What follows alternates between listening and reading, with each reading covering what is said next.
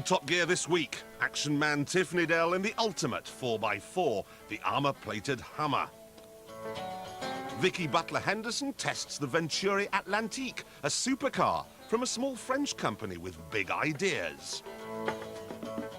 And Quentin Wilson on the Cavalier suspension problem that spells trouble for Vauxhall.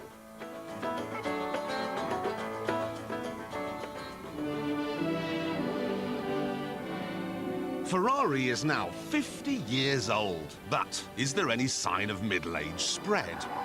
Well, none that I've noticed.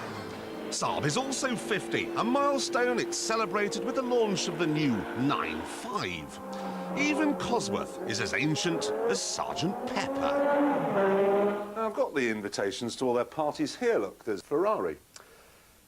We did that one last week. Saab, invitation very importantly.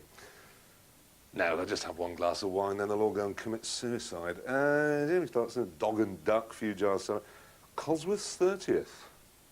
No. What's this? You're called in about the Jaguar's 75th anniversary. 75, that is really old. But does it mean they're infirm? It all began with Bill Lyons making sidecars. Then there was this, and then they won Le Mans, and then the E-Type came along, and he had one. Then they stopped racing, and he bought one. And him, and all the cars broke down, and then the factory went Marxist, and now they're all better again.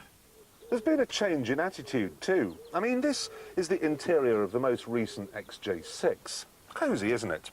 But there are one or two problems. The glove box. Stupidly small. This seat doesn't go quite far enough back for my liking. And these switches along here, you can't see them. Now, in the past, if you'd whinged to Jaguar about petty things like that, you'd have been lucky to escape from the encounter with light bruising. Not anymore. This is the interior of the brand new XJ. Now, you'll note the glove box is larger. The seat goes further back. The switches have been moved. It's nice. Even though there's a telephone stereo combo, it has a traditional feel. I'm thinking that if this car smoked, it would have a pipe. But in fact, it has two.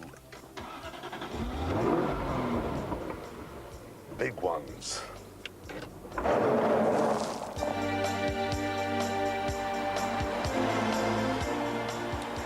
From the outside, this car has new costume jewellery, new bumpers, new wheels, and underneath there's now a 5-speed automatic gearbox.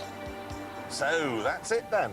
Everything anybody could have complained about has been fixed. Great. But the story isn't over yet. No one ever complained about having to turn the lights on when it went dark. But in this new model, you don't have to. It happens automatically. No one ever complained about the performance either, but that didn't stop the backroom boys from upping it a bit. Now, what we've got here are some serious sports cars designed to be fast above all else. There's a Mercedes SLK, low, sleek and light, with a supercharger for added zestfulness. There's a Porsche Boxster, a 2-seat mid-engined convertible. Ooh, and there's an Aston Martin DB7, big power under that pretty body. And lining up to take them all on is this. A 4-door saloon, a car that's about as sporty as a pair of Wellingtons. So it's Nike versus Hunter in a mile-long dash for glory.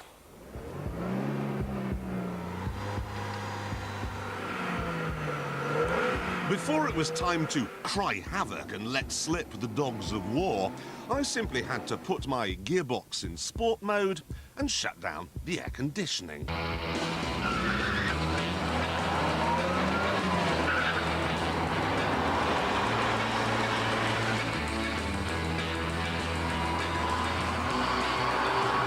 I appear to be driving the Energizer Bunny.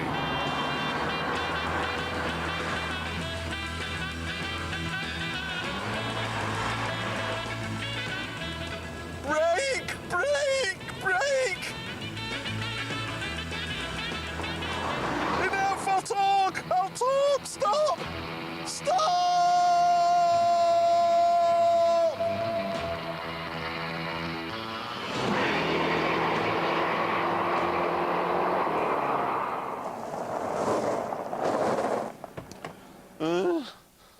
Now, ordinarily, I have no interest in seeing what's going on under the bonnet of a car, but on this occasion, I shall make an exception.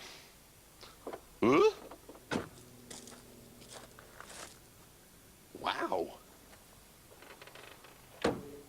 Actually, this isn't an XJ6 at all, as you've probably gathered. They've stopped making the six-cylinder engine now, and the V12. All XJs from now on come with a V8. And this one goes a little further, because it's supercharged. It's the £50,000 XJR, and it's the fastest four-door saloon I've ever driven. It is bonkers fast. She's taking me places I should never have been. In bald figures, it develops 370 brake horsepower, roughly the same as a Ferrari 355. I really can't stress this enough. If you're not prepared for the towering poke, the XJR will scare you half to death. It rockets from 0 to 60 in 5 seconds and is only brought to heel by electronic limiters that cut in at 155. Michael Meacher is gonna love it.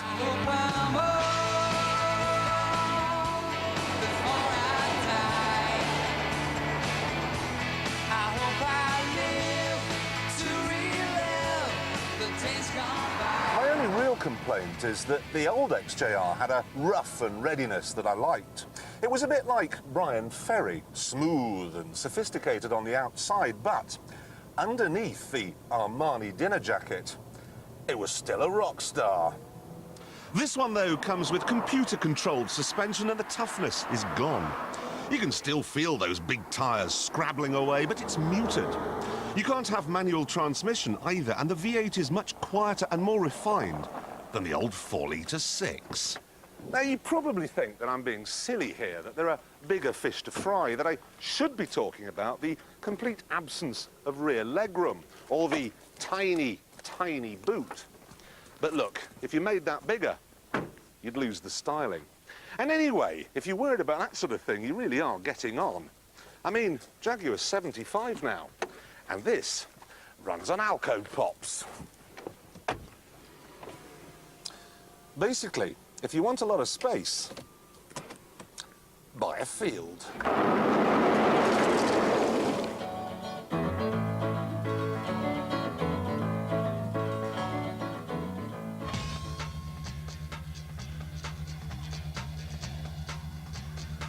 Decent car, the last of the Cavaliers. Tough, hardy and sensible value. And the nation likes them a lot. There are over 500,000 of them out there. Vauxhall's workhorse may be one of our firm favourites, but it harbours a dark secret. And it's this. On the last series of Top Gear, you heard me go on about front suspension control arms on certain Cavaliers, Calibras and Astras, how they can suddenly shear to metal corrosion and fatigue, and how a break can spell disaster. Well, viewers have been contacting us with some pretty close shaves. As I started to brake towards a traffic island, the steering wheel snatched out of my hand and went round towards the right, then the car just slid towards the central reservation. Touched the brakes when I heard a bang come from the front end. Car veered across the other side of the road. The car in front braked quite hard. I followed suit, and then suddenly there was a big bang and we came to a stop very violently. I braked for a roundabout and there was this almighty bang. Smoke filled the car. It's quite horrendous. I got out of the car and looked and saw that the front wheel was pushed into the wing. Tried to move the car off slowly, but it wouldn't move at all. I was horrified to see the wheel had actually fallen off. The front wheel had actually been forced back in towards the bulkhead. The wishbone had broken, and it had also pulled the drive shaft out and damaged the bush at the end of the anti-roll bar. The consequences could have been disastrous. With 3 children in the back as well, goodness knows what might have happened, really. We got back into the car, limped around the island about 100 yards to the place where I actually bought the vehicle. As soon as the chap saw it there, he knew exactly what the fault was, as he'd had several similar complaints within about the last 12 months or so. Now, you might think these stories are exceptional, but we have had no less than 20 people tell us of their near misses and accidents. And we've also had many, many more write in to tell us of their broken control arms, but also to express their concern at the way Vauxhall have handled their inquiries. And to be perfectly frank, we're a bit confused. Because when we spoke to Vauxhall back in May, they told Top Gear and Vauxhall customers that these control arms have no manufacturing or material defect. But since then, they've examined the broken arm we used in our original programme, plus a number of others. We've seen internal documents that state that control arms have failed due to poor riveting, and that the origin of the control arm should be investigated because it's clearly not up to the specification of approved Vauxhall suppliers. They've told the Department of Transport that someone is copying their part. In other words, Vauxhall dealers have been inadvertently fitting fake control arms. So Vauxhall seem to have got to the nub of the problem, and they're even contemplating taking legal action against the suppliers of the bogus control arms. But the bit that worries me here most of all is that they've yet to tell the people who matter most, their customers, people who are driving round in Cavaliers, Calibras and Astras. In fact, while we were filming this, we rang a big Vauxhall garage in London, and they still insisted that the problem with control arms is ham-fisted jacking with a trolley jack. So what this means is that out there are Cavaliers, Astras, Calibras merrily running around with bits of their front suspension that are not up to Vauxhall standards that could be dangerous. Now, I don't think that is a particularly good state of affairs.